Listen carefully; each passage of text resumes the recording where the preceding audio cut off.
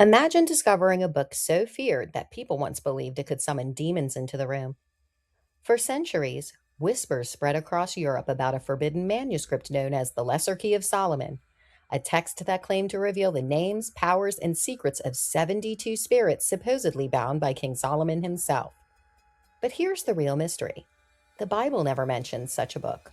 So, where did it come from? And why did generations of people risk everything to possess it? Tonight, we open one of history's most controversial books. Welcome to A Veil of Crime. The story begins with King Solomon, the legendary ruler of ancient Israel.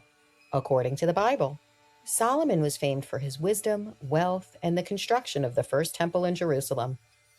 But centuries after his death, a very different legend emerged. Writers in the ancient and medieval world began to claim that Solomon possessed supernatural knowledge, knowledge so powerful that he could command spirits and demons. These stories grew over time, eventually inspiring a collection of magical texts known as the Key of Solomon, and later, the Lesser Key of Solomon. Despite the legends, historians agree on one crucial fact: the Lesser Key of Solomon was not written by Solomon himself. The manuscripts that survive today date primarily to the 17th century, though many of their ideas came from older European and Middle Eastern traditions. The book itself is actually divided into several sections.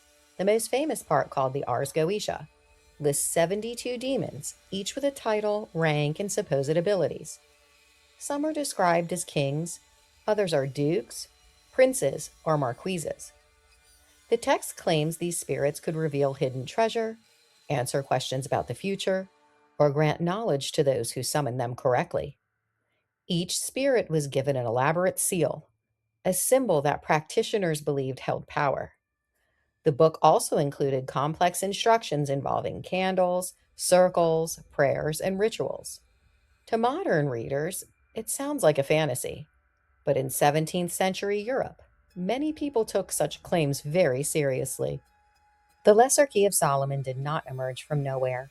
It appeared during a time when Europe was consumed by fears of witchcraft, demons, and the supernatural. This was the same era that produced witch trials, public executions, and books such as the Malleus Maleficarum, which encouraged authorities to hunt alleged witches. Religious scholars, nobles, and even some scientists studied occult texts alongside astronomy, medicine, and philosophy. At the time, the boundaries between science, religion, and magic were often blurred. Owning a manuscript like the Lesser Key of Solomon could attract suspicion, or even worse. Many copies were handwritten and secretly passed from person to person. No single official version existed. Instead, scribes copied and altered the text over generations, adding new details and changing the old ones. That makes the book not only a work of occult history, but also a puzzle. Who wrote the original manuscript? How much was borrowed from older traditions? And why attach the name of King Solomon to it at all? Historians still debate those questions. The connection to Solomon likely came from ancient stories written long after the king's lifetime. One text, known as the Testament of Solomon, described the biblical king controlling demons with a magical ring given to him by heaven. Most scholars believe these legends evolved over centuries, blending Jewish, Christian, and later European folklore. By the time the Lesser Key of Solomon appeared, Solomon had become something more than a historical king. He had become a symbol of hidden knowledge. Today, the Lesser Key of Solomon continues to fascinate readers. It has inspired novels, horror movies, video games, and countless conspiracy theories.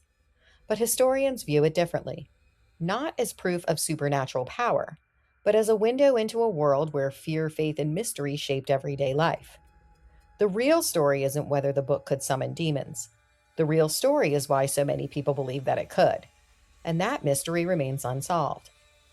If you enjoyed uncovering the dark history behind the Lesser Key of Solomon, subscribe to A Veil of Crime for more true stories hiding behind myths and legends. And if you'd like to support the channel and help keep these investigations going, consider buying me a coffee.